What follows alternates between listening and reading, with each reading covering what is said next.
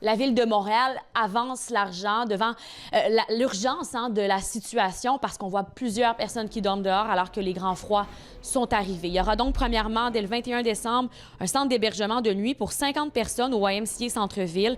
En raison des grands froids, là, on voulait faire vite. Et dès le 20 décembre, ce vendredi, il y aura une nouvelle halte chaleur. Ça se passe ici, dans les anciens bureaux de l'Hôtel de Ville de la Ville de Montréal. Il va y avoir 30 places quand même.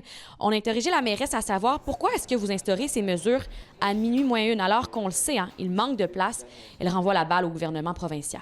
Mais on a besoin que le gouvernement du Québec sorte de la logique de « Ah, ben on verra ce qui se passe cette année, on verra. » Entre vous et moi, c'est quand même spécial que ce soit seulement vendredi passé, on était le 16 décembre, que finalement, l'argent du fédéral est passé par Québec. Et là, on fait l'appel à projet pour des ressources cet hiver. Ce matin, sur le terrain, je me suis entretenue avec des intervenants qui travaillent avec les personnes en situation d'itinérance.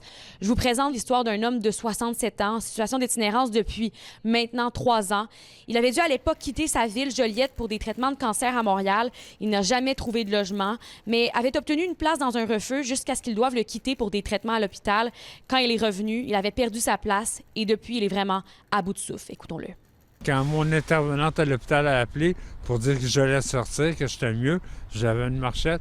Il disait que je n'étais pas sécuritaire avec une marchette, premièrement. Puis deuxièmement, qu'il avait tout jeté mes effets personnels, mon linge, mes papiers, mes impôts, tout. Je dors dans la rue dans le moment. J'ai demandé une place à Bonneau, puis ils sont supposés me rappeler pour me trouver un endroit. Ils n'ont pas rappelé. Relotté, vous avez froid? Bien, c'est sûr. Là, je me suis fait donner mes gants hier, ma tuque, tout ça, parce que j'ai dormi sur des marches d'escalier.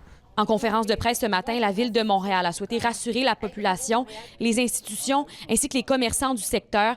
Les mesures nécessaires ont été mises en place pour s'assurer de la cohabitation entre les personnes en situation d'itinérance et les résidents du Vieux-Montréal. Anne-Sophie Jobin, TVA Nouvelles, à Montréal.